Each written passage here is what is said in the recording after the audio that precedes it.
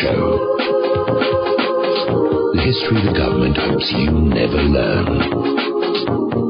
Here is your host, Michael Rivero. And aloha, America. Welcome to our show today. It's Friday, May 1st, 2015. Thank goodness it's Friday. Thank goodness it's Friday. It's May Day. It's May Day. Don't feel too bad, though, if you're into winter sports. The ski resorts in the New England area are still open for skiing and snowboarding. Don't have to worry about any of that stuff going away. We have a lot of stuff to talk about today. Phone lines are open, 877-300-7645, 877-300-7645. Don is in our control room, and yes, the lovely Lady Claire will be with us in our third hour today, this time for sure. All right, obviously the big news is charges have been brought against the police officers in Baltimore. The driver of the van who was executing the rough ride has been charged with second-degree manslaughter, and the other officers' charges are from simple assault. What is really kind of interesting about this is the arrest of Freddie Gray was illegal to begin with.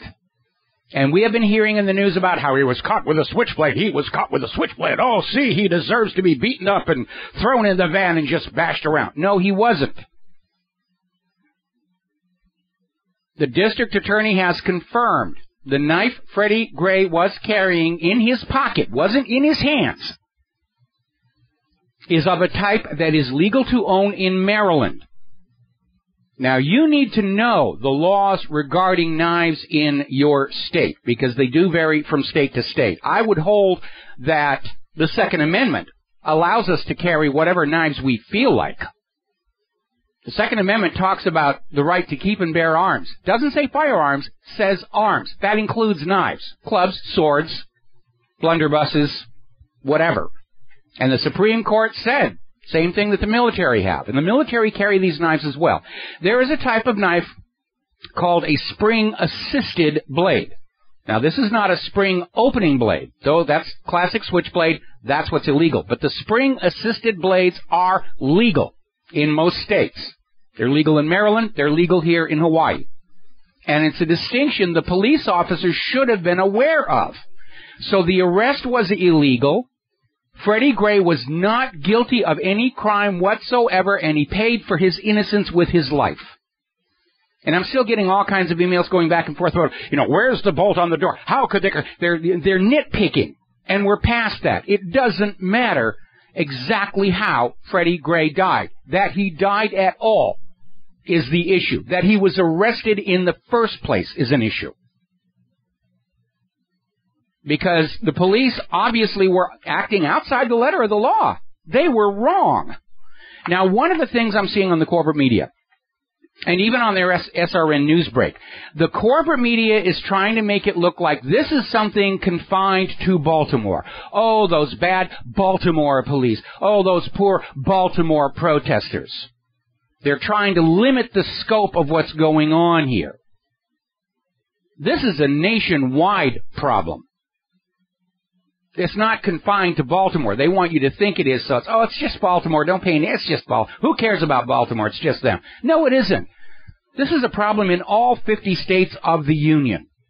And it has been going on for a very, very long time. Now, I want to step on back to something we talked about yesterday, where one of these officers involved in the murder of Freddie Gray had been hospitalized for mental health issues back in 2012. He was considered so dangerous back then, his guns were confiscated. And then he came out and said, I'm all better. They gave him back his guns. They gave him a badge. Why didn't they at least confine him to a desk job? Why did they put him back out on the streets with a history of mental illness? That's a question that needs to be asked. Are they that hard up for recruits for the police department? And we know that everybody's down there making hay about this politically. Al Sharpton's down there and all these people are going on it. I have a question. Where's the National Rifle Association? Because this kid is dead because his Second Amendment right was violated. Just because it's not a gun doesn't mean that the NRA shouldn't be down there saying that here's another example of the police departments of the United States of America violating the Bill of Rights. Because the knife Freddie Gray had in his pocket with the blade folded they're now admitting, was a type that's legal to own and have in your pocket. But the cops are out there saying, oh, we're going to take all the knives away. We're going to take all this away. We're the police. We can do whatever we want. No, you can't. And I want the NRA to take a stand here and say that the Second Amendment is not just about guns. It's about swords. It's about knives. And I would argue that there shouldn't be any restrictions on any knives. And I'll give you an example. Years ago, I used to have this knife I bought in Italy. And it's one of these where there's a button on the side. You push the button forward, the knife comes out. You pull the button back, the knife goes back in. It's illegal in this country, which is why I don't have it any longer. But while I had it, it was great for taking the trash out and bursting boxes. Blade open, cut the tape, blade closed, put back in pocket. It's a very useful kind of knife, but we're not allowed to have it because we might do something bad with it. That's an arm, and I have a constitutional right to keep and bear arms. And until you catch me doing something wrong or bad with it, which I think goes beyond bursting boxes at the trash bin, you don't have a right to come and take that from me.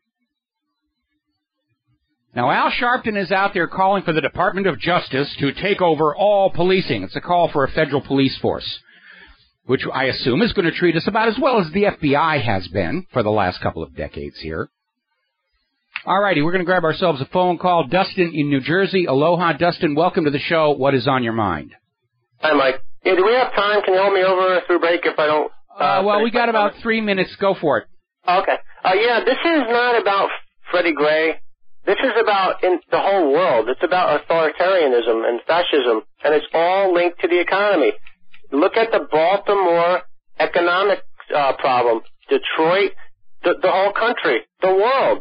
There's fascism rise in the world. Britain's the same way with treating people like crap. So is Israel. I mean, it doesn't take a genius to figure out what's going on. And I see people cheering in the streets because the police, are getting charged. But what are they cheering about? Because for every Freddie Gray that gets, they found him, what about the other people, the other police, the bad apples? Well, there's a reason they're focusing on the cheering. I'm going to get to that in just a little tiny bit. But you're right. There are protests all over the country. There are protests against police brutality taking place in Israel right now because their police have been abusing the Ethiopian Jews, who happen to be the Schwarzes. So it's a problem all over. And, of course, we know Israel is predisposed to police violence against all citizens, Ethiopians, Palestinians, Arabs, whatever. And people are now starting to fight back. It's going to get worse. This is just the beginning. It's getting worse. It could go a lot worse here. Not just in Baltimore. I'm talking about, there's protests for the weekend. Yeah, that's what I'm saying here. And you got about another minute here. People are angry, Mike. People are angry. There's still a percentage of people that don't know what's going on. All roads lead to the economy. Look at the bad numbers the other day. Yes. Not just the bad numbers. We're on a decline. Yes. And every country that has a declining economy eventually becomes authoritarian. That's exactly right. They have to become fascist. They have to become a dictatorship to preserve the wealth and power of the money junkies. Even Vladimir Lenin predicted that when U.S. capitalism failed, it would devolve into a fascist economic dictatorship, which is what we have here right now. And they've turned the police into a brutalizing force because they're afraid the American people are going to stand up and say, hey, we've had it with this particular form of government. We're going to hit the reset button. We're going to have state banking. And we're going to have limits to the blueprint for the new America. We're going to have all of that stuff out there. Anyway, listen, Dustin, I got to let you go. Thank you very much for the phone call. We're going to be back with more about Baltimore, and we need to think through the potential ramifications of the upcoming protests. I know how the government media want it to go. I'm not sure it's headed that direction. We'll be right back. Aloha, America. Welcome back to the show. We're talking about Baltimore, and certainly the presentation, the packaging, if you will, on the corporate media is the matter is solved, it's confined to Baltimore, the police officers are going to be charged, end of story. Maybe. They're selling the idea that because the officers have been charged, which does not necessarily equate to conviction and actually going to jail, that this should calm everything down. Maybe. Maybe not. Because a lot of people outside of Baltimore are looking at this case as a vindication of their concerns about out-of-control police departments in their own neighborhood. This could actually spark even more outrage. As they say, see, it's been documented here in Baltimore. It's been documented in Albuquerque, New Mexico. It's been documented here. This is a nationwide problem. It's a nationwide scandal. And Congress is too busy davening to Tel Aviv to actually look at the harm being caused to the American people. Right now, the domestic police force are murdering 55 times as many innocent Americans as the terrorists are. But we're supposed to hate the terrorists and love the police. That's how brain damaged all this propaganda has reached. And obviously, if you see a terrorist in the street, you're going to run away from them. And so it makes sense that, yeah, if you see a cop, you're going to run away from them too. You don't want to be killed in cold blood, which is what's going on here. And yet the police are taking the attitude that if you walk away from them, that, oh, that's it, that's probable cause, we can grab you and give you a rough ride or a nickel ride or whatever the euphemism is they're calling it. See, here's the problem. What they did to Freddie Gray, they do to lots of suspects. And in fact, in Baltimore, there was another death involving somebody tossed in the back of a van, not in a seatbelt, in handcuffs and leg irons, and the driver just drove like crazy to bang the guy against the side of the van. Great fun for the police officers.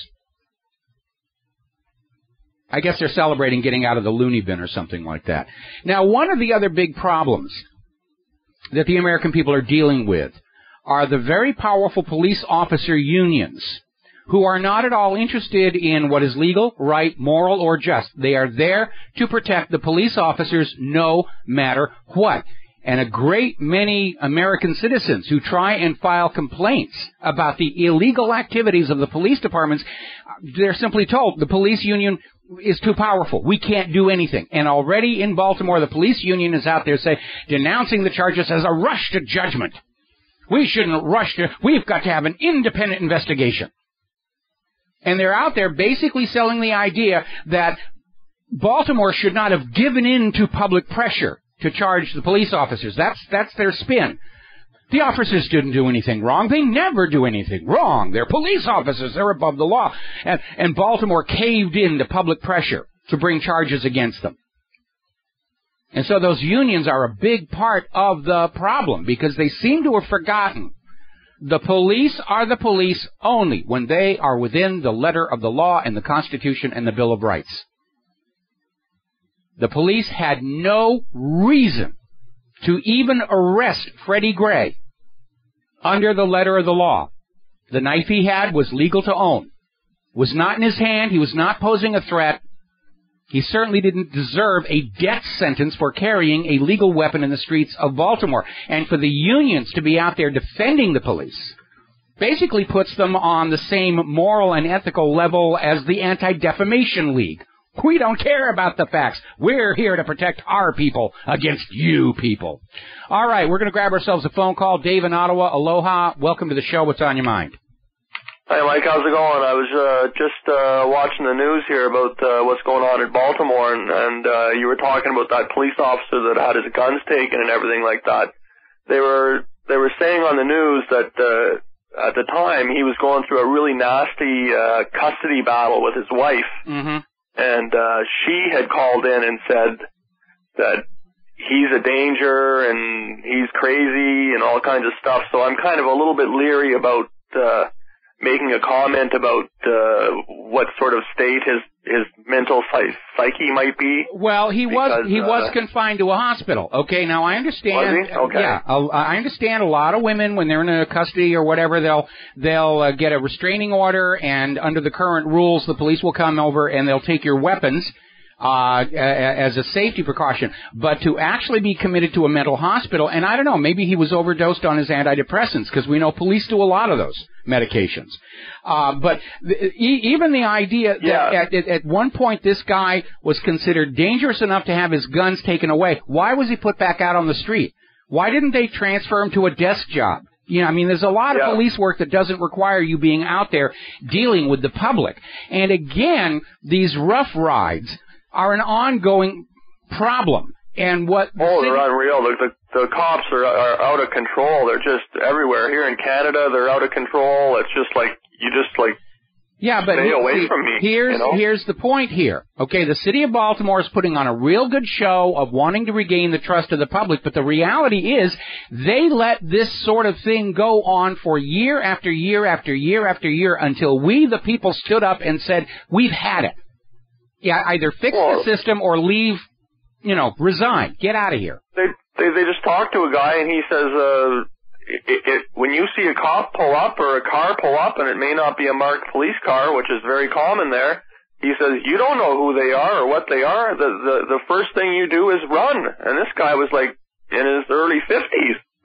It's like you don't stand around and wait to see what it is. You run. Yeah, because, with all this civil forfeiture abuse, they could come on over and say, I smell marijuana in your car, and they go on in and just help themselves to anything that's in there. Of course we're going to avoid the police, except for the ones I know personally, and I know they're cool people. But, yeah, between the civil forfeiture and the gratuitous violence, why would anybody want to be anywhere near any police officer anywhere in this country? And that is a reality that these civic governments have got to start dealing with. And it's not going to be fixed overnight. This is going to take a long, long time. And by the way, new TV series and movies from Hollywood about how great the police are not going to fix this. Oh, believe me, I know all about it. I worked at a police agency, so I know all about that. But this guy was old, common sense and everything. He says, man, when I see a car pull up to a curb, he says, I start walking quickly and get away from there because I don't know who they are, what they are, and, are they cops? Are they good guys, bad guys? Are they going to rob me? And he says, I've lived here my whole life, and he was well into his 50s, this guy. Yeah. And he wasn't insane or crazy, but I just was kind of leery about that, the comments, because they had said that the officer's wife had purposely called to say that he was crazy. And well, I think they're trying to deal with all the people who are saying, what was this guy doing back on the street with a gun and a badge if he'd been in a mental hospital? But he was actually committed to a mental hospital. Regardless I wasn't aware of that. Again, the police department and the police union are trying to find some way to do damage control on this. I'm sorry, you're riding on the RMS Police Titanic. It's down by the bow and taking on water. And it's going to drag the reputation of all the good police down with it. Okay? Well, the only thing I can see is the speed at which they've processed this, and they've got this out to kind of quell the riots and show them that, hey, look how good a police work we are. I got to let you go. We're going to get this. Thank you for the phone call. We got to take a break for commercials. Hi, America. Welcome back to the show here. We are still talking about Baltimore, and the corporate media is out there saying it's just Baltimore, not a problem anywhere else. It's confined to there. The story's over. Everyone's calming down. The cops are going to get slapped around. You should all be happy and go home. Don't think it's going to work, by the way. It is, in fact, already spreading beyond Baltimore. Up in Detroit, an assistant Wayne County prosecutor posted to Facebook that the police in Baltimore ought to just shoot all the protesters who are out there acting violently, or at least screaming and yelling. And, of course, this prompted a huge backlash. The good news there is this Wayne County prosecutor, Tiana Walsh, has now been forced to resign. And already her defenders are out there saying, we should never resign in the face of public pressure. We should never back down. The public doesn't tell us how to run this country. Yeah, actually we are. Go back and read your Constitution and your Bill of Rights. We the people decide how this country is going to be run. And if you don't like that, have the decency to find another line of work. Civil servant means civil servant, not civil master. If you don't like it, quit. As I mentioned before, we're seeing similar riots over in Israel. It was sparked by a viral video of two white Israeli police officers beating up an Ethiopian Israeli soldier in a clearly racist attack. Resulted in riots. All right, we're going to grab ourselves another phone call here. Auburn in Atlanta. Aloha, welcome to the show. What's on your mind? Hey, Mike, I'm sure the laws differ from state to state, but I know, for instance, in the state of New York, they go after gun owners who are taking psychiatric drugs. Yes.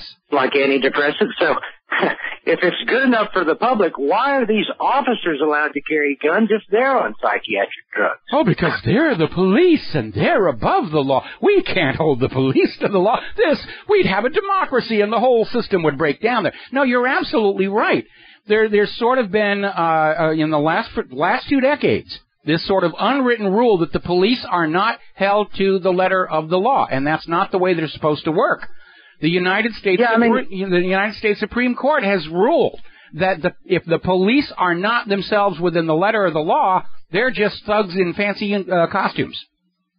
Yeah, I mean, if these guys can't do their job clean and sober, then, you know, that sends a terrible signal. I don't want a lawyer that's been disbarred in some state.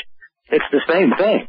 Well, again, the problem is that we have this propaganda machine that serves the big pharmaceutical companies, and just like they're telling you vaccines are safe and effective, GMOs are absolutely harmless, they're maintaining the illusion that these prescription antidepressants are absolutely harmless, and the huge body of evidence to the contrary. But when we have a political, commercial system that is lying to us on such a vast scale, everyone starts acting on the lies. The entire nation is running on a system of make-believe. We're going to make believe the police are good. We're going to make believe that, antidepressants don't cause violence. And so, from, the official point of view, it's okay for the police to be on antidepressants and still have their guns, even though the surge in police violence, and for that matter, domestic violence, coincides with the mass marketing of these antidepressants to the American population, which is 1 out of every 5, 1 out of every 4 Americans is now on some form of these mind-altering medications here. Yeah, it's a scary state. All right, thanks, Mike. Keep up the good work. All right, thank you for the phone call. We're going to get on back to this thing. Let's see, down in Baltimore again, another embarrassing video. Woman screaming for help while the Baltimore police have her in a chokehold. Another incident where a woman was shot by police firing from inside their cruiser. They're just driving around shooting at people. This is not going to help calm things down. Over in Louisiana, in Livingston, another one of these terrible cases where the police are called to check on somebody's welfare, and they walk in, see the guy holding a shotgun because he doesn't know who it is who's stamping across his porch, and they gun him down. And here's the other reason people are running away from the police right now. Feds seize $62,000 from innocent organic farmer because the bank teller gave him bad advice. This is up in Washington, D.C., no less. Randy and Karen Sowers were just making money, selling milk from grass-fed cows and eggs from cage-free chickens in Washington, D.C. In other words, the kind of organic, natural produce Washington, D.C. thinks you shouldn't be allowed to have. But they've got it, okay? And basically, they're making a good living at it. They were going to the bank, and the teller advised them to deposit the money under $10,000 in order to avoid being tracked by the U.S. government. Well, the U.S. government now looks at low deposits as more evidence of wrongdoing. So here's the situation we're all in. If you deposit too much money to the bank, you're a terror suspect. If you're depositing too little to the bank, you're a terror suspect. And in either case, they will grab your money through civil forfeiture. And what's really interesting is the agents from the U.S. Department of the Treasury's Financial Crimes Unit who interviewed these two people acknowledged they appeared to be legitimate, honest business people, but the government took their money anyway. And that's another reason people don't want to be around the police. You don't know if they're going to reach in and grab your wallet. The police are acting like Sir Guy of Gisborne's thugs riding across Nottinghamshire, stealing pigs and chickens whenever they feel like it. That's exactly where we are right now. And this is not a problem just with Baltimore. This is coast to coast, north to south. We've had these abuses of civil forfeiture going back to the 1980s. And the corporate media would not report on it, with the exception of the Philadelphia Inquirer, which ran a very long series of articles about the problem. But it's very real, and it's out there. They're pillaging the population right now. What can you say about a government that will take your money even though you have not committed a crime? For one thing, it's definitely unconstitutional. which underscores the fact we live in an age where we have a criminal government, because that's the way they're acting. It's the duck test. If they act like criminals and sound like criminals and, smell like criminals, they're criminals. And all the laws in the world are not going to cover up that fact. I mean, let's be honest. Everything the Nazis did was the letter of the law. Did that make it right? Of course it didn't make it right. And all this civil forfeiture, it doesn't matter how legal they claim it to be. It's theft under color of authority.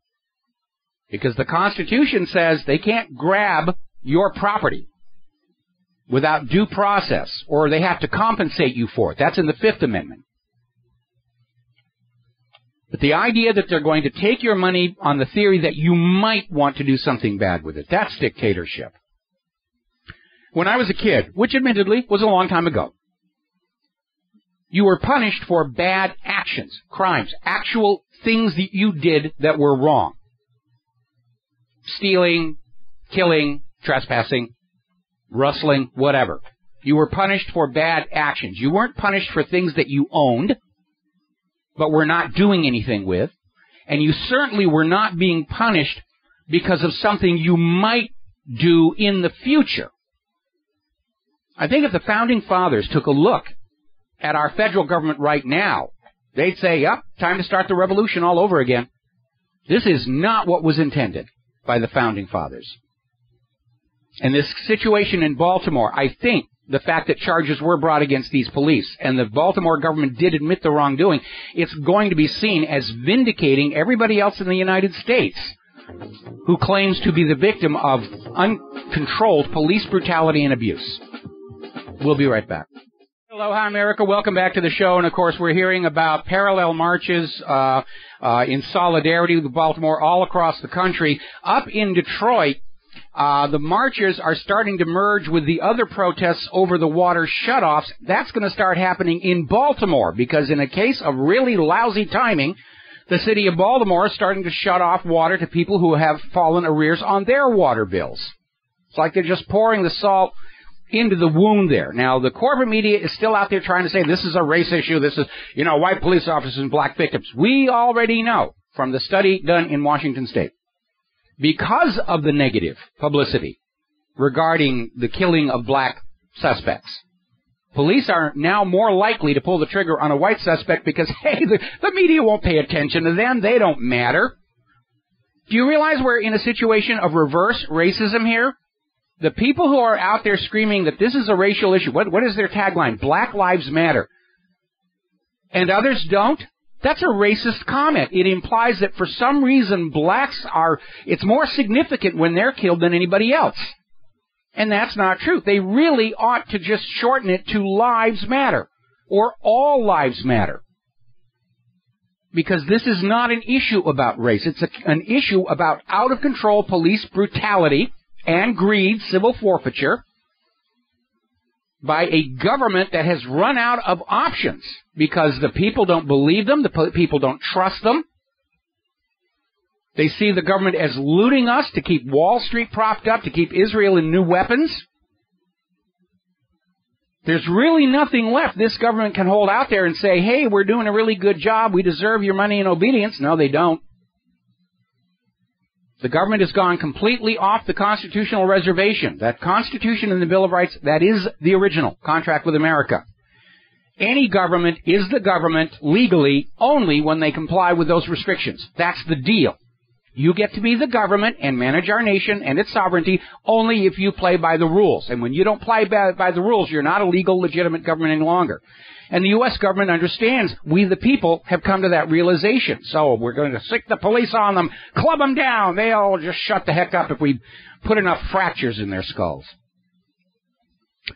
Believe it or not, Iran's leadership has come out commenting on what happened in Baltimore, as is the rest of the world. Iran is not alone in this, coming out saying, yeah, it's time to realize the U.S. is living under a brutal police state. So, of course, all of Israel's slaves in the U.S. Congress are standing up and saying, Iran can't say that. There's the grounds to scrap the P5+1 right there. How dare they criticize the American police? Remember what I said about politicians? No matter what happens, the first thing they think is, how can I use this for my agenda? The agenda is to destroy the P5+1 so we can send a bunch of American kids off to invade Iran. Oh, Iran has criticized our police there. We'll use that. That's what's going on. That's how transparent they've become.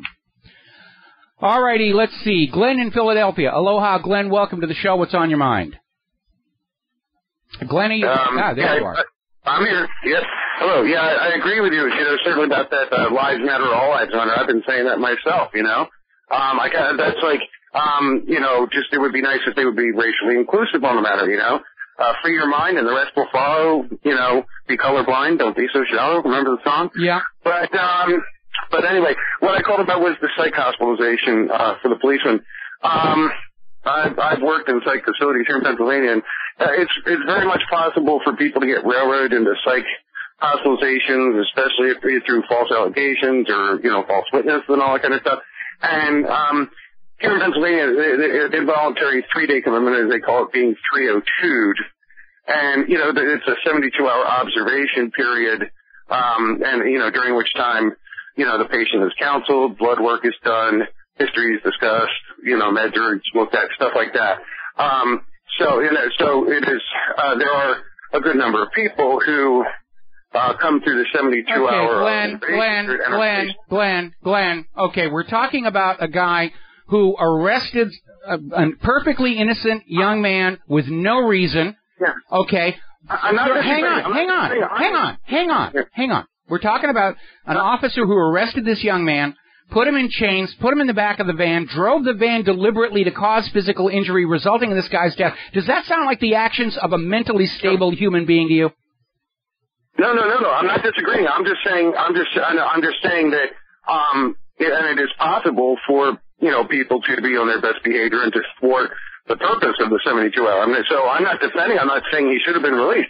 I'm just saying from, the facts of how the system works, that's might likely be what happened. In other words, you can't really say he was committed. He may not have been given a permanent diagnosis that involved a commitment. Otherwise, he wouldn't have been. The only way he got. All right. Well,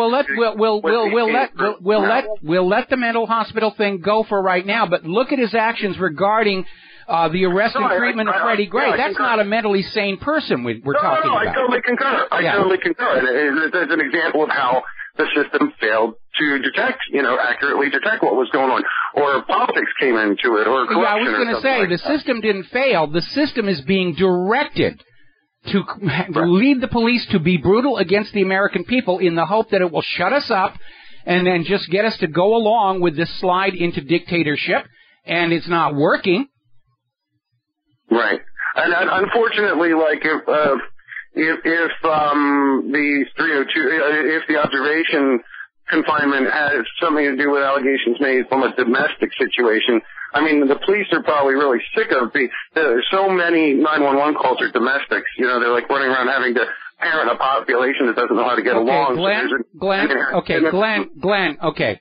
Thank you for the phone call. I'm going to respond to what you said, but I need to be able to respond without being cut off. We already know that the defenders of the police department and these individuals have been foisting lie after lie after lie after lie after lie. The claim that Freddie was deliberately trying to kill himself, that's been discredited. The claim that he had a switchblade has been discredited. The claim that he was already wounded before he got in the van has been discredited. The claim that he'd had neck surgery has already been discredited. So how do we know what this guy was put in the mental hospital for? Because all of a sudden the same people have been lying to us about everything else are saying, oh, it was just a domestic violence excuse. We know that right now we're in a situation, we're dealing with a political governmental structure whose motto is, if at first you don't succeed, lie again. All right, you caught us lying about this yesterday, but this is today, this is a brand new day, and we're going to tell you something else. Baltimore's city's credibility is shot, and I know the mayor is out there talking about rebuilding the bond of trust between the people and the police and the government. Good luck on that one, because you can take 100 years to build the trust between government and the people, and one stupid, clumsy lie will destroy it. It's not Freddie Gray's death that is causing the upset. It's knowing that the government and the police were lying about it to save their own rear ends. It's like Richard Nixon used to say, it isn't the crime that gets you, it's the cover-up. And everybody is seeing the signs of an attempted cover-up. And the anger is building on that one. Okay? And at this point, we're past the point of exactly what happened and how Freddie died. It shouldn't have happened. That it happened at all is the problem. The man was innocent of any wrongdoing. He was wrongfully arrested and he died. And that is something that cannot be allowed to happen in a free society. Should not happen in a free society. Alrighty, moving on down here, coming up almost on the top of the hour. The U.S. is back out there screaming that Russia is bringing weapons up to the border with Ukraine. They're bringing this. They've got a Death Star. They've got all of this other stuff. And at this point, Russia is actually starting to succumb to the humor of the situation. And they came out and basically said the U.S. is guilty of viral stupidity, which in diplomacy, that's definitely across the line from trying to deal with somebody rationally and just starting to be dismissive of them. But we know the U.S. has been claiming that Russia is getting ready to build weapons or bring weapons into Ukraine. They've been saying it for a year.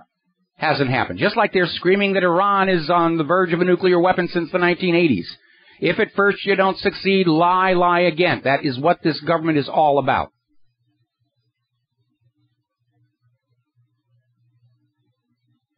All right. So, anyway, there is yet another player out there in Syria. They're calling themselves the Army of Islam, and they hate both ISIS and Assad. Going to need a scorecard. Looks to be some of these hired mercenary groups decided to get together and decide, hey, we can take over the country for ourselves. There's the music. We're going to take a break for our news. We'll be back after these few words.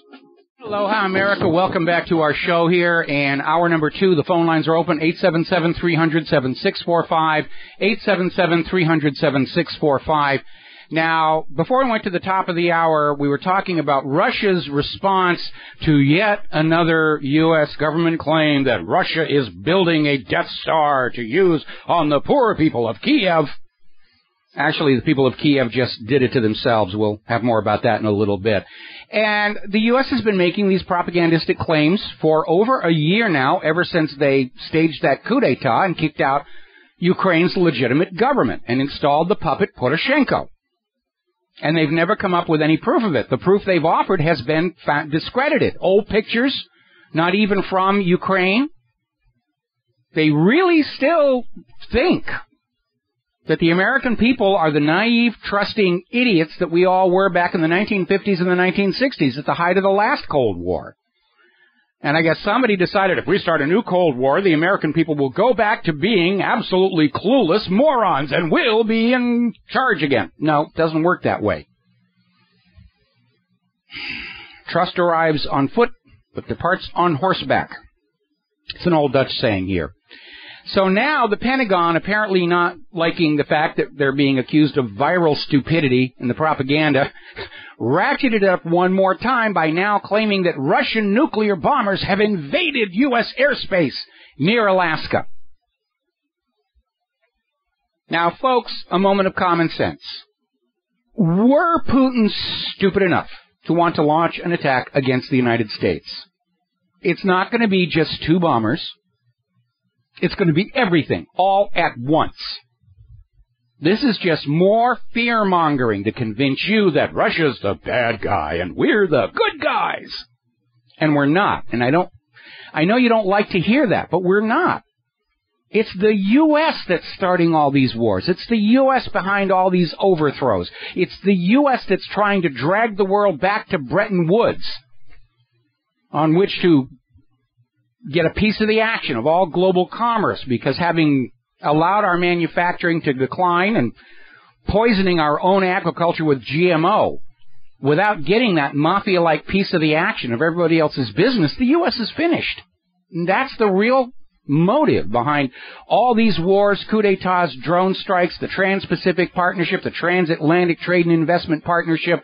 They're trying to drag the world back to that glorious post-World War II era when everybody had to use the dollar, everybody had to use the petrodollar, and the U.S. economic system could just kick back, have a nice cold scotch, and say, well, the money's just going to pour in from now on. We don't have to do a thing. And those days are definitely gone.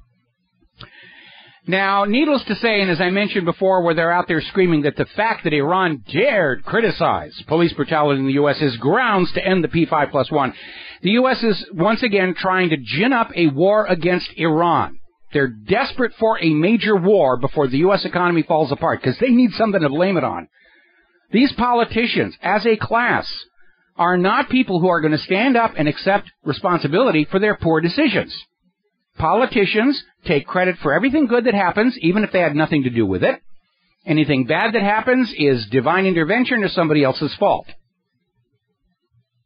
So they're out there trying to find our members of Congress who are slaves to Israel, which is most of them, bought and paid for.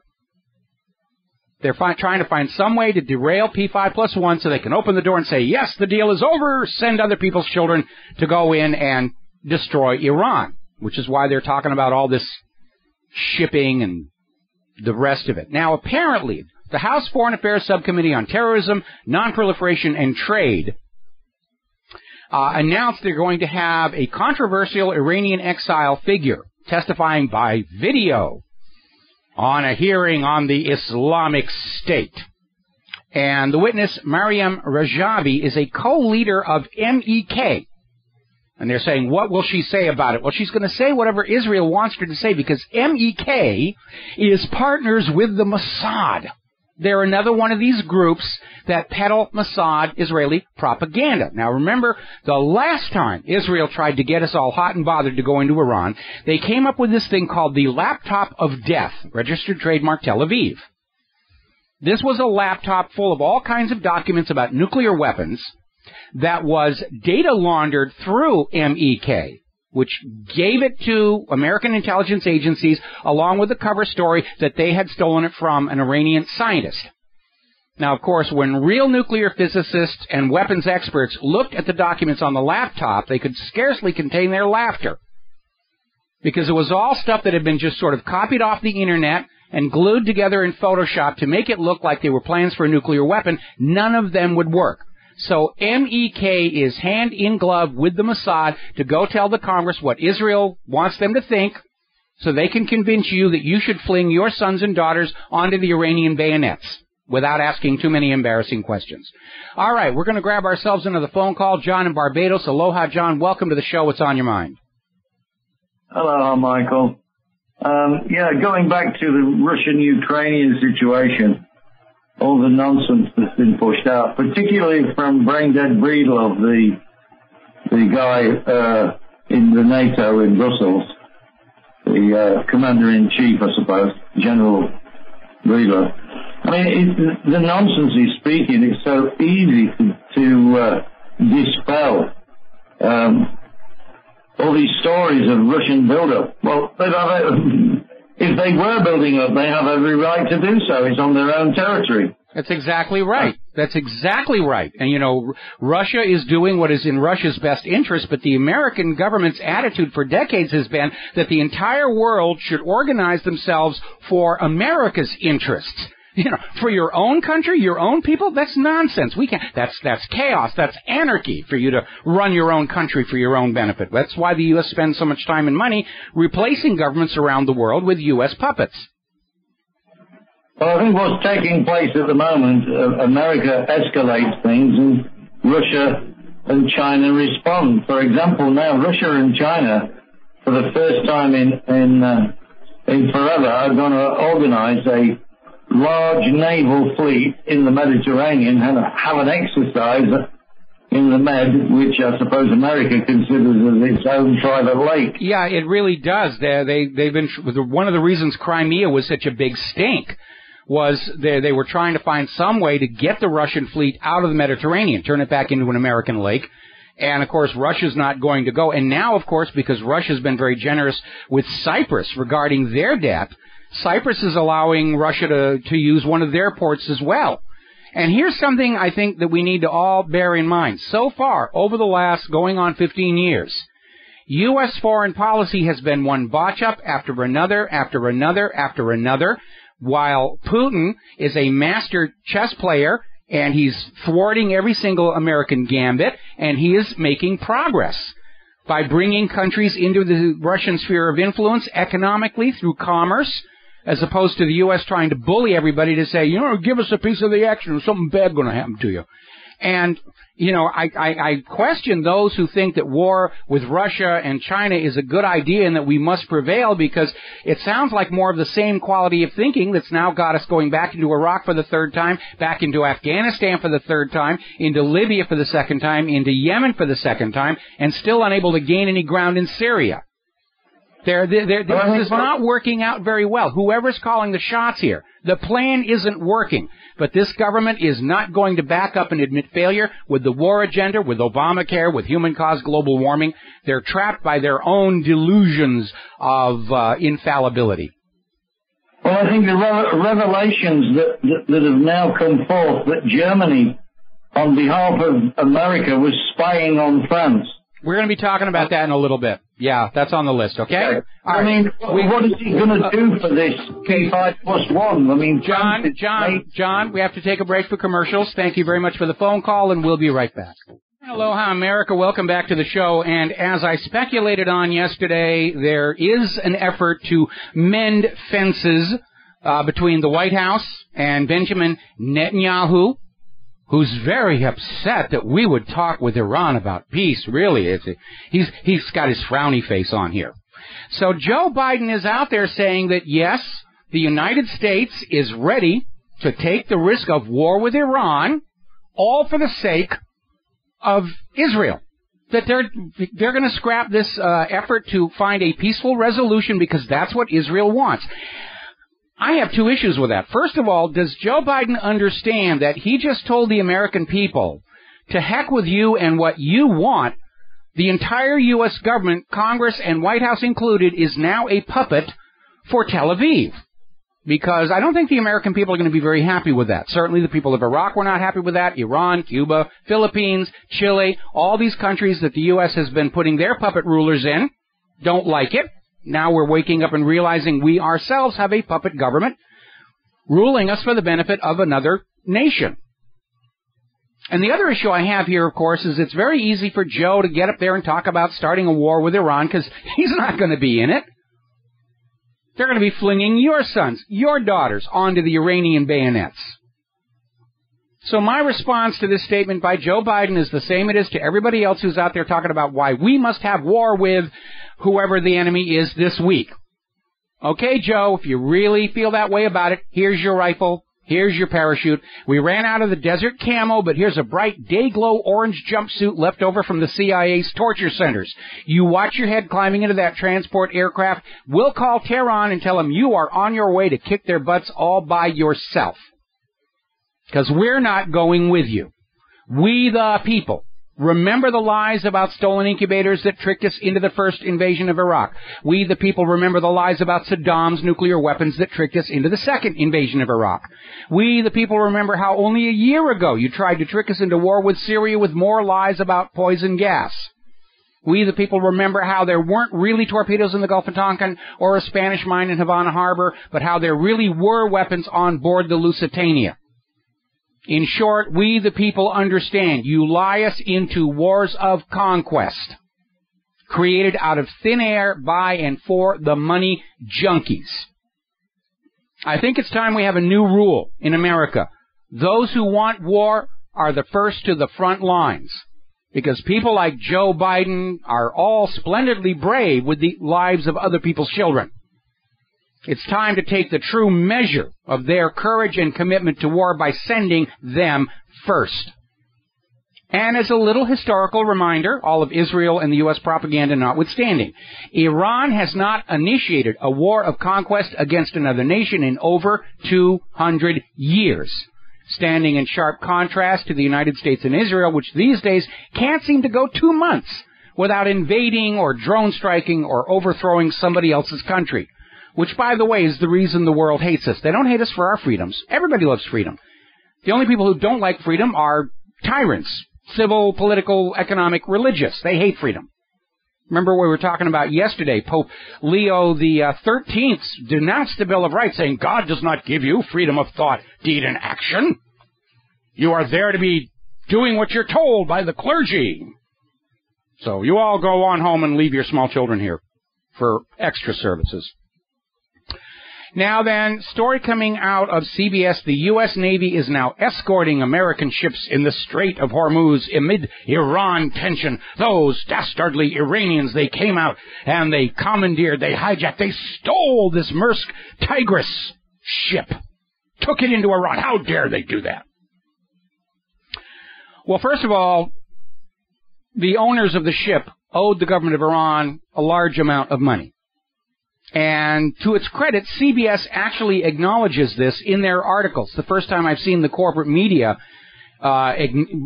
basically cop to the fact that this is a financial dispute. The Maersk shipping line wasn't paying its bills, is really what it was all about. And Fox News over the break was out there saying the Iranian patrol boats are acting aggressively toward those cargo ships and U.S. warships. The Iranian patrol boats are in Iranian territorial waters. Period. End of discussion. If they weren't, the Navy would start shooting. But here's the danger with the Iranian patrol boats and the U.S. warships and everything. All Israel needs to do is sneak inside Iran's territorial waters with one of their Dolphin-class submarines and fire a shot at one of the U.S. warships, the way Israel attacked the USS Liberty, and then blame Iran for the attack, the way that Israel initially blamed Egypt for the attack on the USS Liberty, and get the war going that way. Because Israel wants war with Iran. They want it now. They don't want it put on hold until after Russia and China, because Israel realizes the U.S. is probably going to lose those wars. So Israel's goal is to get Iran on the front burner, get it to the top of the list, go and smash them up for us now. With your kids, your money, your weapons, your children. We're not going to risk our precious Israeli kids in a war with Iran. You think we're stupid? That's what you are for. Now, interestingly enough, Russia Today is reporting on how British Jews are taking a stand regarding the arming of Israel. Now, Israel likes to portray itself as representing all the world's Jews. That's starting to fall apart because the rest of the world's Jews are beginning to understand it is Israel's behavior that's actually making the world more dangerous for them. So Manchester Jews for Justice for Palestinians have criticized Britain's complicity in Israeli war crimes, calling for an end to the arms trade between Britain and Israel, basically alleging that Gaza is being used as an arms testing laboratory. For anything that is out there, it's new and hot, nobody knows how it's going to work. That's what Israel's been using on the people of Gaza, certainly last summer. And, of course, I'm sure Israel and the ADL is going to come out and say, well, those are just self-hating Jews, so you don't need to listen to them. That's another one of the little propaganda. If you're not Jewish, you're an anti-Semite, Jew-hater, Hitler lover. If you're actually Jewish and criticizing Israel, like Steve Amsel or Gilad Atzmon, you're a self-hating Jew. You hate yourself and you take it out on Israel, and we shouldn't listen to you anyway. All of which is wearing very, very thin. Now, there is a petition in Britain against the BBC, and it's not just because Rolf Harris is dealing with even more child sex abuse charges. This has to do with the vice chair of BBC, Roger Carr, because he is also chairman of BAE Systems, which is Europe's biggest weapons company. And the concern is that as long as there is this conflict of interest, BBC's on-air programming will support more war, more sales for BAE, more aggression against Gaza. And the petition is signed by 6,300 people saying Carr either has to leave BBC or quit his involvement financially with BAE Systems. We're going to take a break for commercials, and we'll be right back. Hello, hi, America. Welcome back to the show here. We're going to get into the economy now. We're running a little bit late on our talking points because of all the events coming out of Baltimore. Fox News is now trying to shift the focus to gang violence in Baltimore. This is what the police are dealing. They have to behave this way because of the gangs. It's all the gangs. And as one of our callers said before, all of this gang, this crime, that is because we are living in an economy that is a fascist economic dictatorship that takes all the wealth from the people and puts it in the pockets of the money junkies. And then they wonder why we're unhappy. All righty. Over in Greece, apparently, and they're blaming this on a technical glitch, which delayed some 200 million euros in pension payments. They're now admitting the glitch is Athens simply ran out of money. They're broke, absolutely broke. And now the pensioners are basically storming the pension fund meetings, forming lines at the bank, trying to get money to live on. Now, the Syriza government came in saying they're going to end austerity, bring back the jobs, tell Europe to go take a flying leap, and in recent weeks, the government of Athens has been looking more and more like they're just going to do whatever they're told to by the European Central Bank, IMF, and of course, the agenda of the European Central Bank is not Europe, it's the bank. You must make do with less so we can have more. Well, the people of Greece are on the edge of starvation. Their economy has locked up for lack of currency. And still, it's not enough for the money junkies. Now, May 7th, a week from today, Greece is supposed to be making another gigantic payment to the money junkies. They're not even close. So it looks like the second week in May, we're going to start seeing some very dramatic things happening. Down in Venezuela, their economy is being wrecked. And remember, we're dealing with outside financial manipulations. This is the downside of economic globalism. You become a hostage to all the other governments with whom you are trading debt. And if you don't do what those governments tell you to do, they will start playing nasty games with you. And that's what's going on in Venezuela. They're trying to force Venezuela to send their physical gold back to the central banks, and they've succeeded partly. Venezuela has had to take some of the gold that they recently repatriated and start selling it back to New York, which is what New York actually wanted. So, Venezuela is now rationing electricity. The availability of medical supplies has been described as the same you would have in a war zone. And this is the real problem, the inherent instability of the private central banks. They're designed to transfer the wealth of the people to the pockets of the bankers. And they've never really had a good idea of something to do when they succeed. Just let it fall all apart. We'll just start the system all over again. We'll buy up all the land and hard assets for pennies on the dollar. We will own it all. We'll bring back feudalism. That's the real goal of the private central bankers in the New World Order. They want to go back to feudalism, where the land owns the people rather than the people owning the land. It's like 21st century, swap the digits. We're going back to the 12th century in terms of our economy and society here. Now, Chief Executive Officer and Deputy Chairperson of the German Near and Middle East Association, Helene Rang, has announced that Iran is getting ready to open a trade office in Berlin.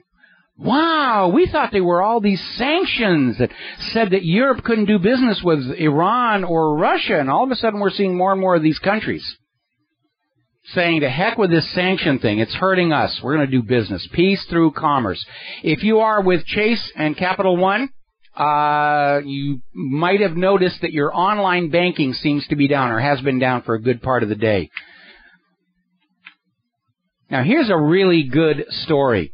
The Federal Reserve, the privately owned central bank, now wants to give its own private security guards police powers. In other words, this privately owned bank with private security guards wants their private security guards to be allowed to arrest people and send them to prison, to carry guns. You think maybe the Federal Reserve understands that we the people have figured out what an incredible scam the Federal Reserve is? The exact same kind of predatory banking we fought a revolution to be free of? And we were sold back into that slavery by a corrupted Congress and a corrupted president 100 years ago. And we're just waking up to the realization of that. Walmart is laying off a whole bunch of workers, as you're already aware, and apparently, in the spirit of corporate generosity, they are providing free advice to their laid-off workers. A little flyer being given out, which includes advice like avoid caffeine, chocolate, nicotine, and alcohol. That's Walmart's idea of helpful advice to their recently laid-off workers. Second-hand car supermarket Carcraft has collapsed. Hundreds are without jobs, and the customers are basically out of pocket for their money because these are people who went in, who purchased maintenance contracts, and Carcraft can't honor those contracts, nor can they refund the money. And by the way, more bad news for the Boeing 787. Apparently there is a software bug that can shut down the plane's AC generators while in flight. Apparently the software counter in the generator control units overflows after 248 days of continuous power, putting the GCU into fail-safe mode. And because it's hardwired to that 248 days, all of the generators on the 787 are going to shut down at the same time. Good planning there. All righty, we're going to grab a real quick phone call here. Damien in New York. Aloha, welcome to the show. What's on your mind? That is ridiculous. I can't believe that. I don't understand. They can't even control some of this tech. The further they go in technology, the more they lose the total grasp of the control of just the plain everyday use of what it's designed the for. declining economy means people are cutting the staffs that check these things. Windows has just gotten into the habit of releasing every new operating system with thousands of bugs and wait for you to find them for them. So Apple does the same thing. Yeah, Apple does the same thing. They release a new operating system, and then they basically there's constantly software updates, and it's because they don't want to do the research of the R&D. They leave it up to the we're all unpaid employees for these large computer corporations, and they're making money hand over fist. And of course, when we're sitting here finding problems in their product and filing those bug reports, that's time taken away from whatever it is that we're supposed to be doing to pay our bills. And it's a huge problem. It's another sign of fascism. And it really is. And like I said before, getting this country back on track means we've got to restore product liability. Because ancient Rome, when they lost the ability to maintain their technology, aqueducts, concrete buildings, and the rest of it, that's when they began to fall. We're seeing exactly the same thing here, where we've been loaded up with all these incredibly complicated computer systems, which are full of problems because the computer companies don't suffer any financial harm for letting them out with problems. 787 generators, the Airbus crash may have actually been caused by a known bug in their flight control system, and we're seeing the decay of our civilization because of our forced dependence on these flawed, fragile, not working computer systems. Unbelievable. And again, we're talking about production. There's no production. The only production there is financial products or computer products that, like we're talking about, we're doing the R&D for. Well, and the rest of the world is turning away from American computer products and services because they don't want to have the NSA stealing their business secrets. Right. All right. We got to take a break for commercials. Damien, thank you for the phone call. We'll be right back. Hi, America. Welcome back to the show here. We're going to cover some political news this segment before the top of the hour here, and I'm going to be going a little fast because there's a lot we got to cover. Now, David Wildstein, the former official at the Port Authority of New York and New Jersey, has pled guilty to 2 counts of conspiracy in connection with lane closures on the George Washington Bridge in 2013 as punishment for the mayor of Fort Lee for refusing to endorse the re-election of Christie to New Jersey governor. Now, the corporate media is going out of their way to say there is no indication that Governor Christie was involved in this at all. Okay, maybe not, but shouldn't he have known? Shouldn't he be keeping these people in line? Just sit down there and say, look, just play by the rules. That's your job.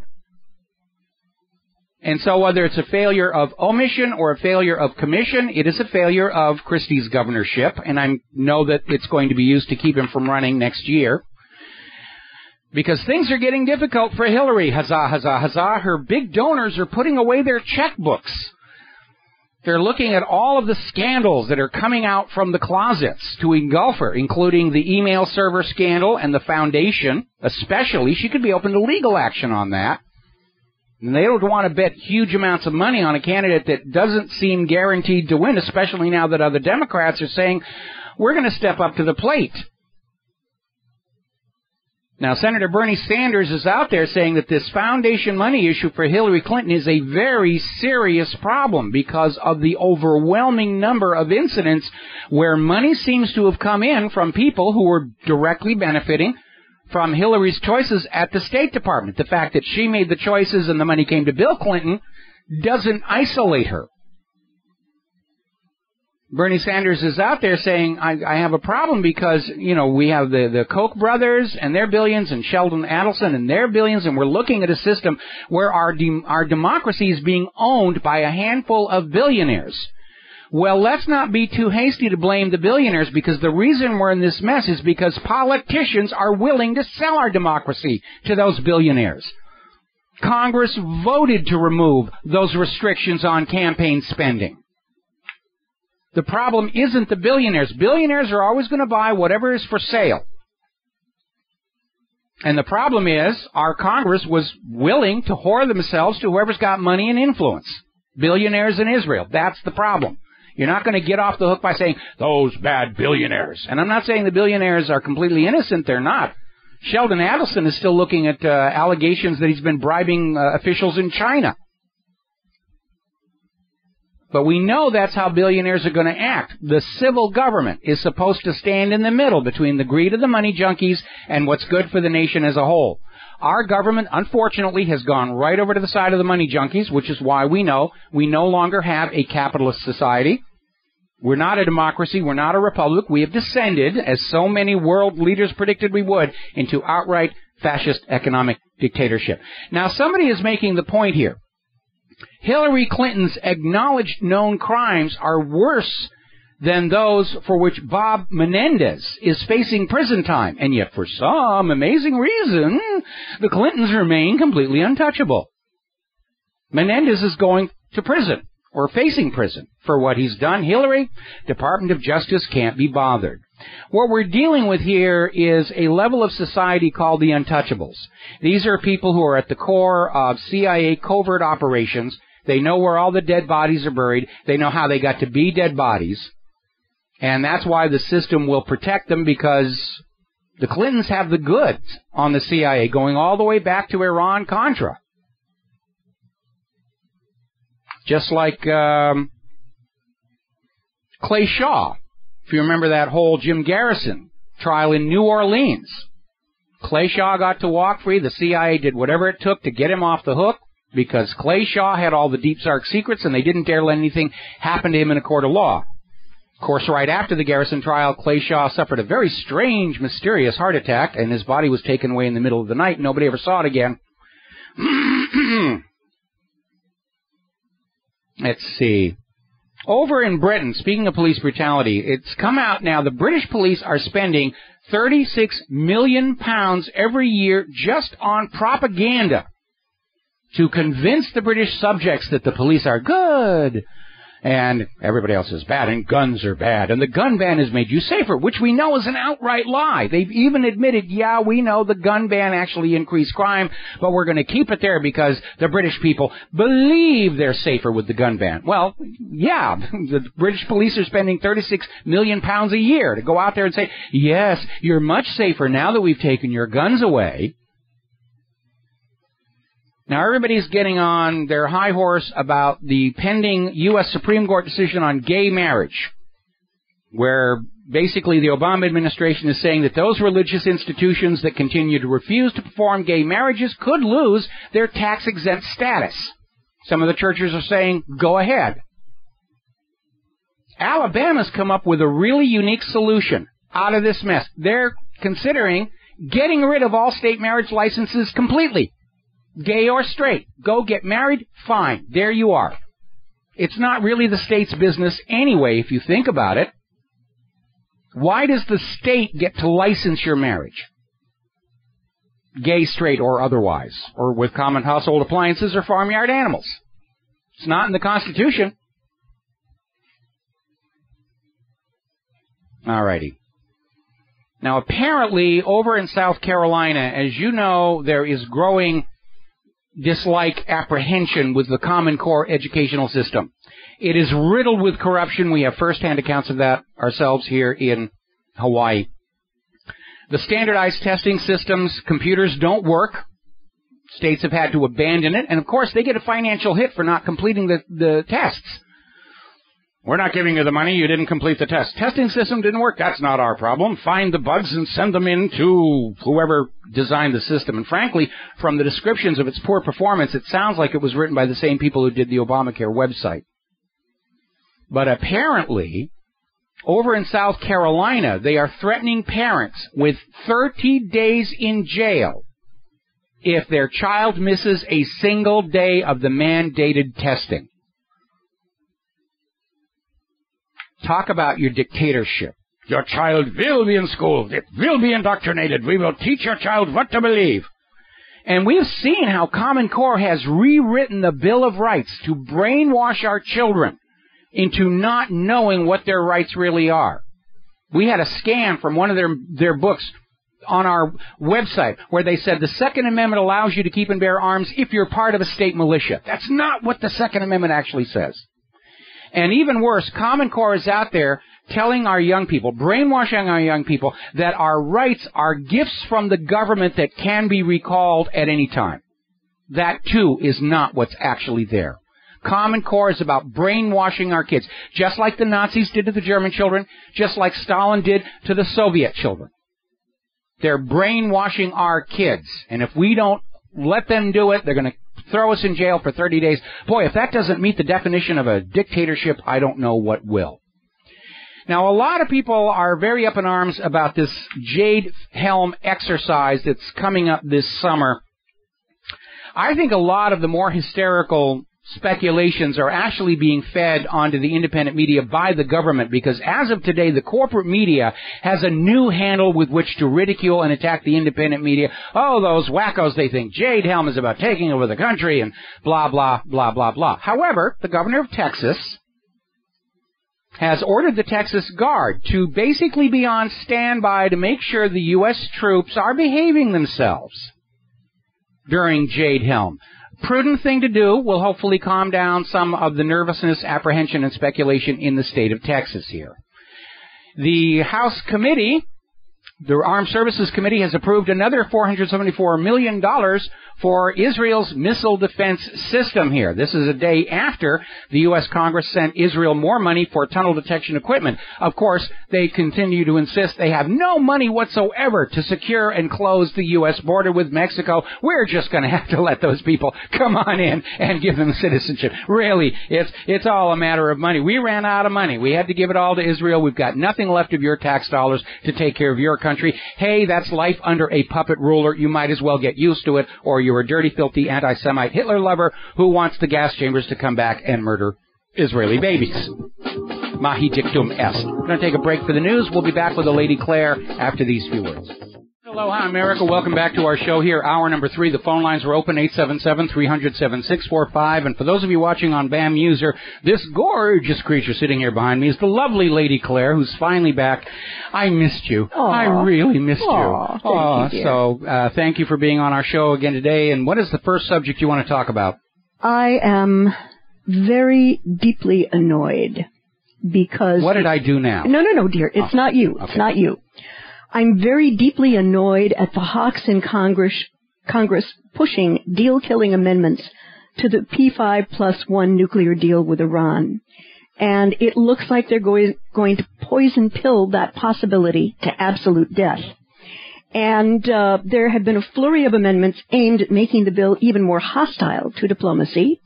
And Senate hawks Tom Cotton and Mark Rubio are driving a series of efforts to force immediate votes on some of the most contentious amendments, including Rubio's demand that Iran endorse Israel as a Jewish state and Cotton's demand that Israel agree to give inspectors unrestricted access to the entire country's weapons and not just the nuclear program as conditions for the deal. Now, as you all know, I do have a lot of beefs with President Obama and his administration. But this particular opportunity, which is global and may ratchet down the threat level for war, is something, maybe the only thing I've agreed with him on. But I do agree that this is an historic opportunity. But you know, Mike, I wish Senators Cotton and Rubio would retire from the Senate and move to Israel to run for the Knesset. I've had it. Well, they wouldn't make anywhere near as much money being in Israel as they are being for Israel in the United States. Mm-hmm. But again, we need to step back and take a look at the issue of jurisdiction. The P5+1 deal is basically the United Nations Security Council, and Congress has no jurisdiction there whatsoever.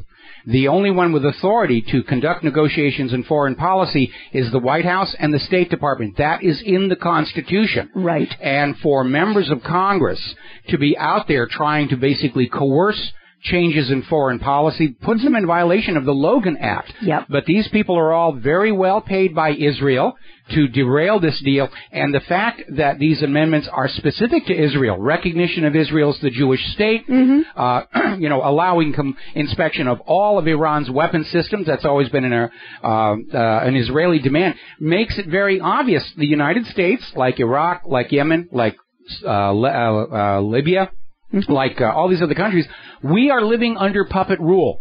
The government in Washington, D.C. does not serve the American people or the American nation. It serves a foreign government, Israel, along with Wall Street, which is very buddy-buddy with Israel, I might add. And what Israel wants is an outcome. They don't want peace. They want a war that Americans are going to fight in, be maimed for life in, and die in. Well, that's what the Americans are for. Yeah, and it makes me very angry that Cotton and Rubio are putting the needs and concerns of a foreign power over and above the needs and concerns of the Americans they allegedly represent. And to those in Cotton and Rubio's senatorial districts, next time, how about finding candidates who are going to put your needs as Americans first, second, and third? Now, I know with AIPAC money, this is going to be a hard thing to do. But it is high time that when American and Israeli geopolitical objectives do not converge, that the U.S. government has the right and the responsibility to just say no and go on its way. Well, again, George Washington warned us all in his farewell address, avoid these foreign entanglements. Mm-hmm. And he was speaking from his position in history, looking back on how Europe had been driven to war and hamstrung and paralyzed by all these royal families intermarrying with each other and building all these obligations to each other, very often contrary to the interests of their own people. And we're in exactly the same situation right here, right now, as I was mentioning in the last hour. U.S. Congress is sending another $400 million to Israel for air defense missiles, a whole bunch of money for border protection with Gaza, and yet they can't come up with the money to close and secure our border with Mexico. Mm-hmm. And it's very obvious. Israel has become a higher priority for the Congress than the American people, and that is absolutely not acceptable. That bites. I'm sorry. No. The American legislature has to put American needs first, because it is going to destroy this country, Mike, if they don't. Absolutely. It's already destroying this country. Yeah. Our economy's devastated. They're taking more money away from us. They're not spending it on necessary infrastructure in this country. We've got holes in all of our roads, yet there are brand new Jewish-only highways in Israel paid for by the American taxpayer. Yeah. I'd like to kind of move on if that would be okay with you. It's fine with me. And this hasn't been getting a lot of front burner attention from the corporate media. However, at least 4,811 people, at least, were killed in Iraq this April, and 1,358 have been wounded. And there are some who plan to either directly arm the Sunnis and the Kurds as a way to split up the country and weaken it. Yeah, we were talking about that earlier, where for administrative purposes, the Congress is going to start treating the Kurdistan region and the Sunni region as separate countries so that they can get direct foreign aid from the U.S. government. Mm-hmm. That, of course, is just a stepping stone to the real goal of balkanizing Iraq, which both the U.S. and Israel have wanted, and Israel still wants that for Iran. That's going to be, when Iran gets invaded, their oil will be sold only for U.S. dollars, they'll be enslaved to a private central bank, and they'll be broken into little tiny pieces that are easier for Israel to simply wag their nuclear weapons at. Yeah, it's obvious that U.S. foreign policy in Iraq has been a catastrophic, epic fail for the Iraqi people. It's been an epic fail for us, but it's been great for Israel. And you need to go back to the 1990s, to that Project for the New American Century, and look at how much that was really about imposing Israeli agenda on U.S. politics.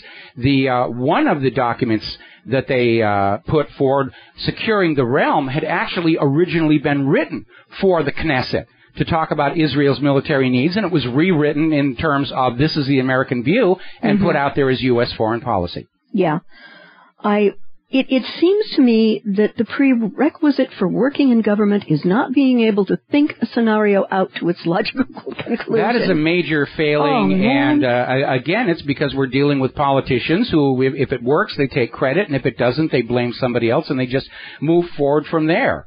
And it really is a very chaotic way of running a country. Of course, the good news is because they're managing the propaganda the same way, that's why people aren't buying and trusting the propaganda any longer, because it's self-contradictory, it lacks a clear narrative, it doesn't present a coherent, believable alternative reality with which to replace the real world. And that's why, again, I'm just absolutely encouraged by that Harvard study that found only 2% of young Americans think the corporate media is trustworthy anymore. I mean, that's single digit. I mean, obviously corporate media has lost the trust of the American public. Yeah, and they've lost the trust because they continue to lie with impunity.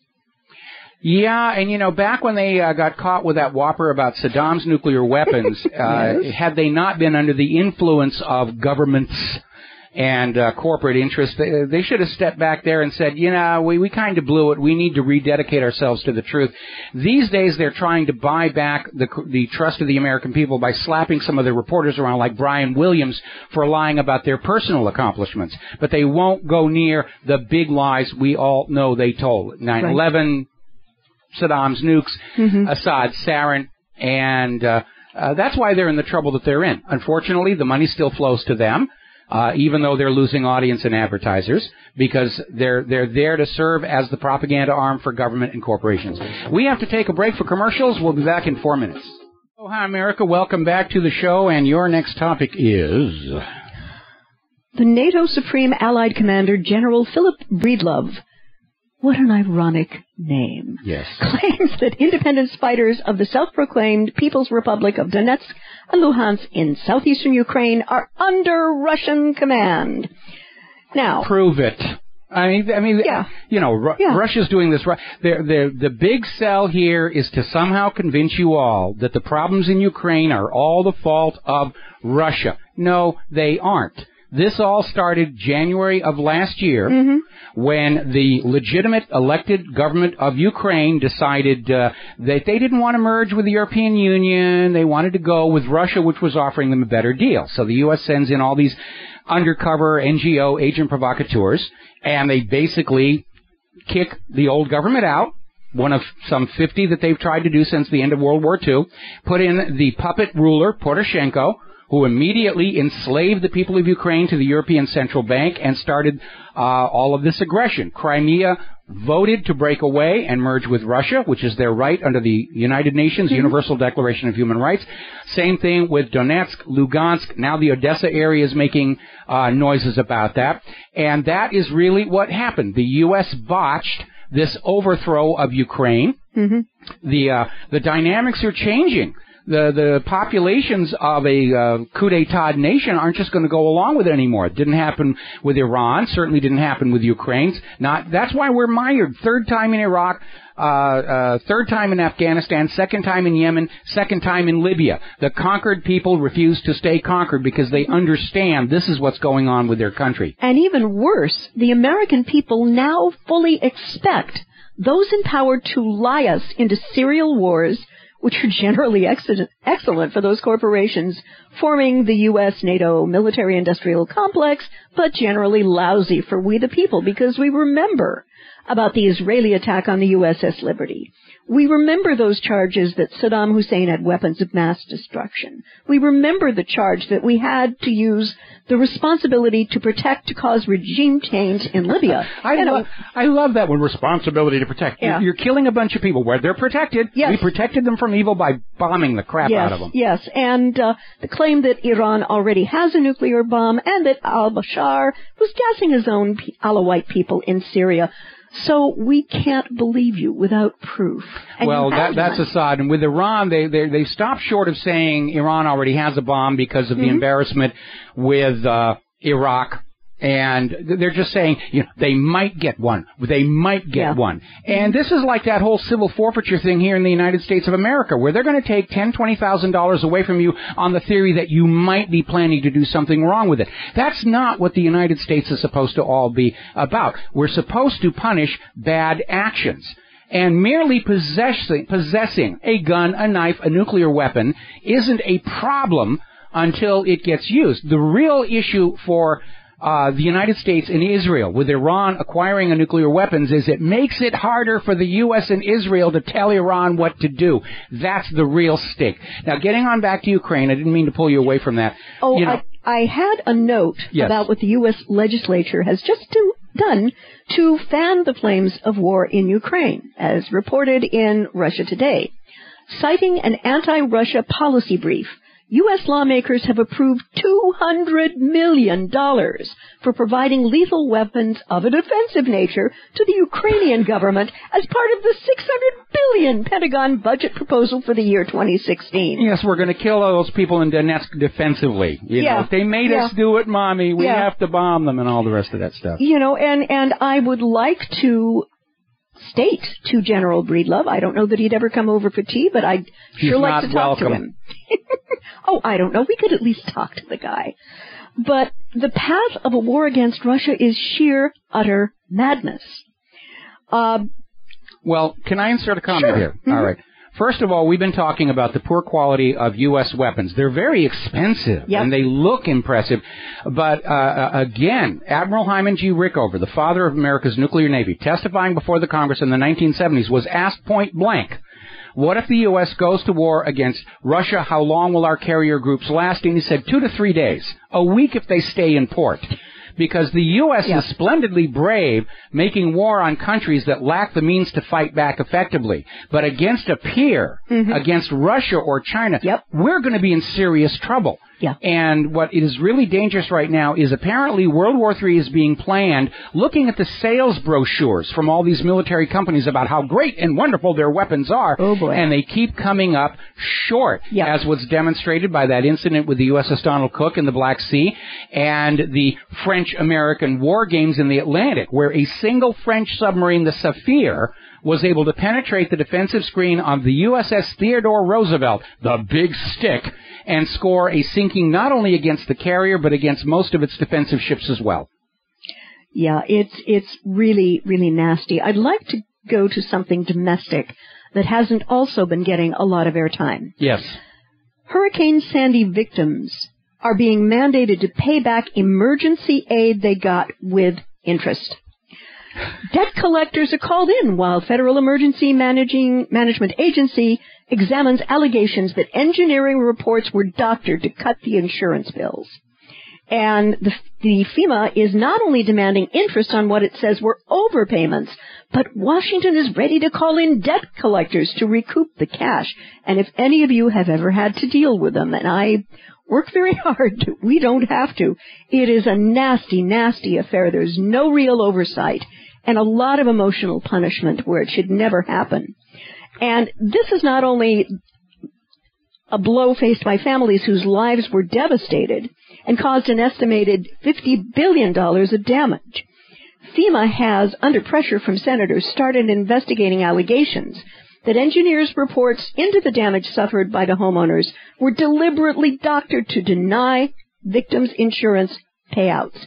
And this is really insult to injury. And you just thought it was the Obamacare health care policies that were designed to screw you. And remember, the reason there was so much damage to begin with is because care of the infrastructure had been deferred, neglected. They let the storm drains pile up with wood and tree and rotted debris. That's why there was flooding. The trees were not being cut back from power lines, so when the branches came down in the storm, the wires were brought down, starting fires and causing causing blackouts.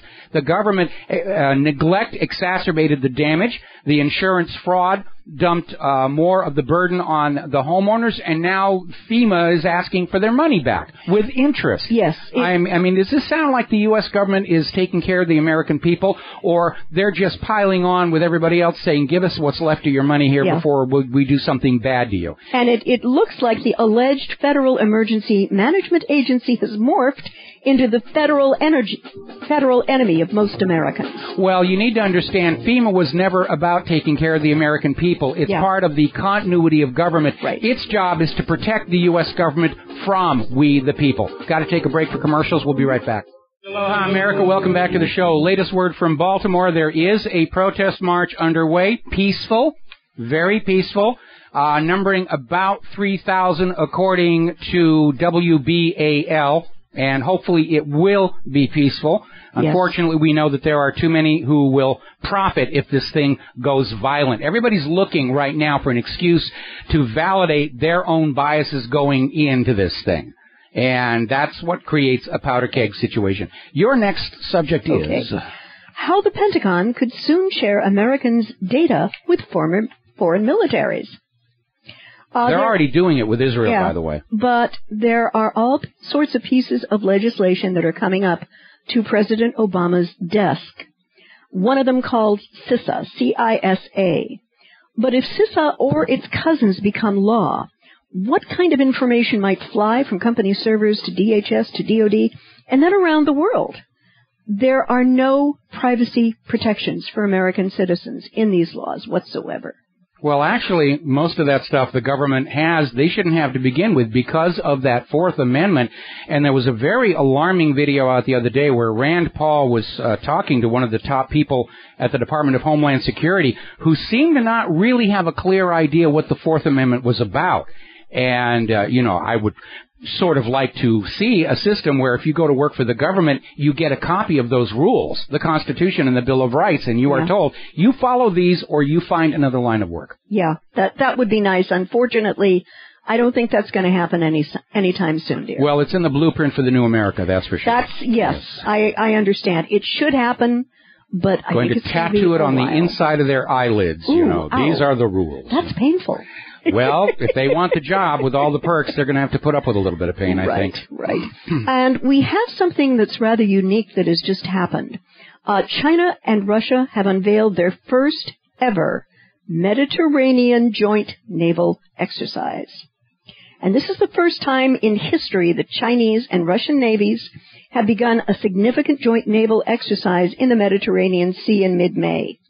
The Chinese Defense Ministry spokesman Zhen Yasheng said the aim is to deepen both countries' friendly and practical cooperation and increase our Navy's ability to jointly deal with maritime security threats. They're sending a message to the United States. War with Russia will mean war with China.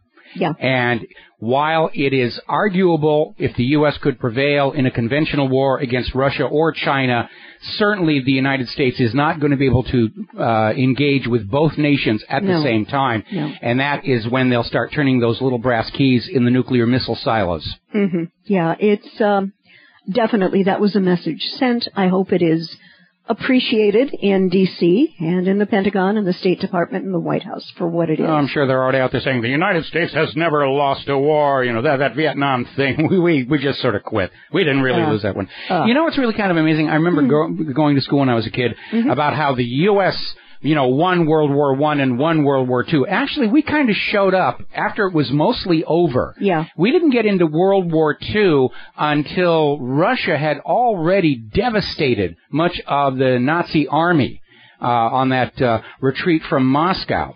And we basically showed up in time to sort of jump on board the invasion at Normandy and then act like, we're the big victor because we're here. And certainly Winston Churchill wanted the U.S. in the war more for our manufacturing and logistical support than for any perceived fighting ability of the Americans. But, growing up with all those movies from Hollywood made it look like the U.S. was the unchallenged victor. And the only way the U.S. was actually the victor, of course, is that Roosevelt's price to Churchill to bring the U.S. into the war through that hoax at Pearl Harbor was for Britain's pound sterling to surrender its role as the global trade and banking currency and allow the dollar to replace it. And that's actually why Roosevelt delayed bringing the U.S. into the war until he got that consideration. And that is how the U.S. really did win World War II in the economic sense. Absolutely. I'd like to talk about the Saudi strikes in Yemen. Saudi Arabia has gone back to bombing the heck out of Yemen, civilian locations in populated areas, and the air campaign has killed scores of civilians and earned a lot of derision from critics inside Yemen and abroad who call this policy strategically incoherent for failing to either dislodge the Houthis and their allies or force them to negotiate. And here's the thing. No, wait a minute. Yes.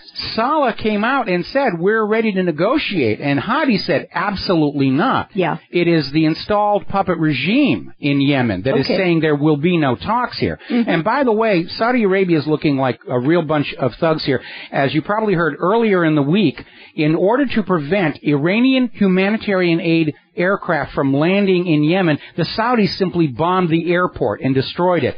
Today, there were other Iranian humanitarian aid planes in the air on the way to Yemen were intercepted in international airspace by Saudi fighters and turned back. That is so lousy. That is so lousy. And basically, this is Saudi Arabia acting as a proxy for the United States, making war on the people of Yemen, not just the Houthis and not just this group. They're making war on all the people of Yemen for daring to want to free themselves from the U.S. puppet ruler and bring back a government of their own choosing. That's what's going on in Iraq. That's what's going on in Libya. It's what's going on in all of these countries. And Ukraine. All these countries want to break free from U.S. puppet rule, and the U.S. is making war on them to keep them as part of the American empire. Yep, absolutely. I'd like to go back to the American economy. Sure. Such as it is. Mm-hmm. And it's looking like Obama's no growth, no jobs, no recovery economy has given up the ghost. The world's biggest economy ground to a standstill in the first quarter of this year, racked by massive job losses in the oil sector, falling personal consumption, weak exports, and droopy fixed investments. Real gross domestic product, the value of production of goods and services in the U.S., increased at an abysmal annual rate of just 0.2% in the first quarter of 2015, according to the Bureau of Economic Analysis. Okay, there's something people need to understand here, because we're seeing, well, it grew, 0.02%, it grew, that's a positive thing. Well, see, here it is the growth in domestic product has to match the growth in population. That's why zero is not the break even. Because its gross domestic product has to match the growth in population to be considered a break-even situation, and it isn't. And, of course, we've got this situation in Baltimore where the mayor is out there saying, we've got to commit to find jobs for the people of Baltimore. Well, we have to find jobs for the 90 million Americans permanently out of work here. But, unfortunately, nobody wants to buy American products. They're manufactured, agriculture. Nope. That's what these trade agreements are all about, trying to coerce and arm twist the world into buying American products again, even those they don't want, like GMO agriculture. And the big problem here is that both parties, whose candidates are always co-opted by big corporate money, have allowed these jobs that used to be the center staying piece for middle-class Americans to be outsourced to the cheapest source of labor possible.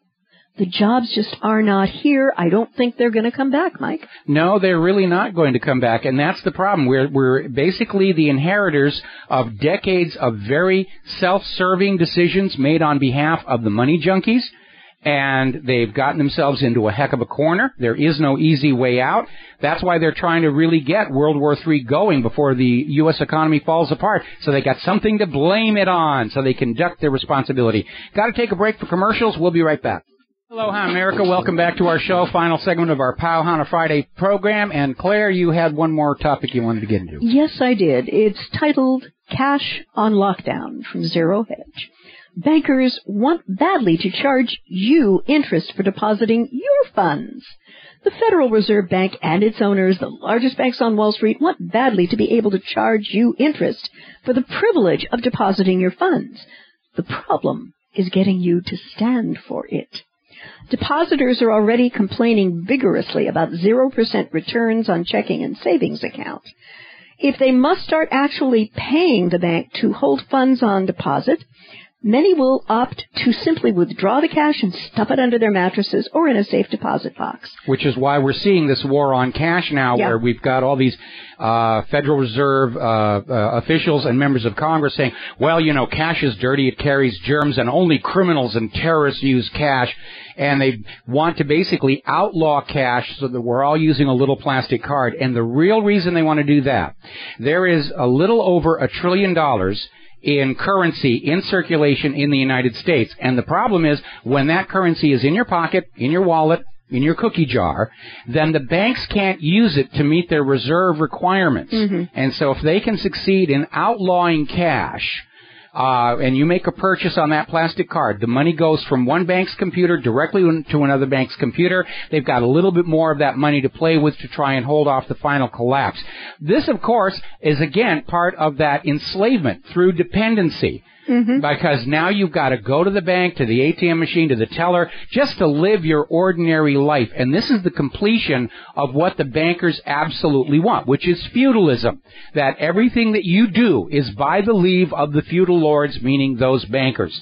And obviously, our right to privacy, you know, says that we should have the use of our own cash here, because if I'm stopping for a jelly donut on the way home from work and I don't want my wife to know I'm breaking my diet, you know, I should have the right to do that. It's not a crime to have a jelly donut. But the situation here is this is all about bringing what's left of the wealth of the American people into the ownership of the banks, so that the banks own all the money, they just loan it to you at interest, and that completes your enslavement. And that's why they're really pushing on this. And frankly, you know, when I was a kid, I understand zero interest checking accounts because you're paying, you know, the interest covers the cost of your checking account. But a savings account was where you put money so the bank could use it to loan out and share the proceeds with you. If you're not going to get any interest from a savings account, and worse, if they're going to charge you negative interest rates on your savings account, then yes, by all means, take the money out of that savings account. Because the reality is, if you have money in a savings account and the interest paid on that savings account to you by the bank is less than the current rate of inflation, you're losing real purchasing power. And that's happened to a lot of people who very vigorously had been saving for retirement. They are really in a world of hurt right now. They really are. And if they're going to do zero interest rates, if they're going to charge you for the privilege of putting your money in the savings account, then don't put it in there. Keep it at home under your own control, because if the currency is in your hand, they can't play with it, they can't grab it, they can't manipulate it, and do you really want to have a society banning cash at a time when the banks are simply grabbing bigger and bigger chunks of your money that pass through their control? I really don't think so. But it is a symptom of the fact that they have played this Ponzi scheme, private central bank game right out to the very end. And these are acts of desperation to try and prolong this fraud a little longer until somebody else is in political office or somebody else is the CEO. And unfortunately, that kick the can down the road is why we're in this mess, because everybody who's been part and parcel to this fraud, all the way back to Woodrow Wilson, who signed the Federal Reserve Act and knew he destroyed the country in the long run, their whole attitude is, I want my money, privilege, comfort now, and I will go to my grave happy because somebody else is going to have to clean up the mess. And we're that somebody else right now. And for them to be trying to outlaw cash, negative interest on savings accounts, these are the hallmarks of a system on the edge of collapse. Michael, what would you speculate is actually going to happen if there is a federal legislation passed that does outlaw cash? I imagine that there will be a flight to virtual currencies and any other alternative rather than render ourselves slaves to these privately owned central banks, because it is bringing us to a new age of feudalism, and I, for one, will not go along with that. I don't think anybody listening to this show is going to go along with that here. What about the future of Bitcoin in such an environment? Bitcoin and all the other virtual currencies are under constant attack from hackers, from the Federal Reserve, because the Federal Reserve seeks a system in which which their Federal Reserve dollar is the only legally allowed currency in use. That's why they went after the Ron Paul dollar under that ridiculous claim that it represented a counterfeit currency because it had the word dollar on it. Even the Zimbabwe currency was using the word dollar. But that's what they want you dependent on their banknotes borrowed at interest. This is a replay of King George III's Currency Act. You're not allowed your own currency. You're not allowed alternative currencies. You will conduct all business only using the banknotes borrowed from our friends at the private central bank. And it didn't work for King George III. It sparked the American Revolution. They could spark a new revolution with this one. I see what you're saying, absolutely. Because there's a lot of anger and frustration out there. No. Yes.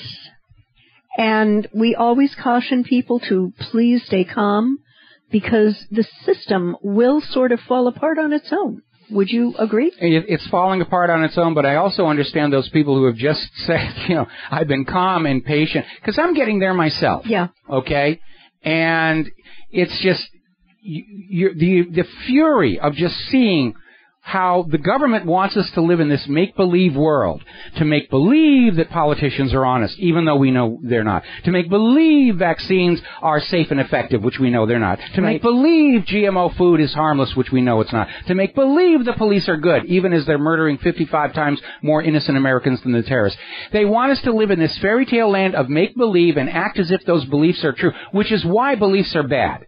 You should never allow yourself to believe anything. Deal with the reality. And the reality is we're seeing an American empire that is beginning to crumble. The conquered provinces are trying to break away. The currency is debased. The government is drowning in debt. They won't even admit how bad the debt is. They've frozen the numbers at the Treasury Department for the last 42, 43 days now. Yeah, that's a really uncomfortable sign that things are falling apart. And I think I'm starting to get into the sense, and probably a lot of people, we know it's going to fall apart. Let's just get it over and done with now and start rebuilding the new country. Yes. I'm sick and tired of waiting, because the longer we wait, the more is looted from us by the politicians, the bankers, and even the police with all this civil forfeiture nonsense.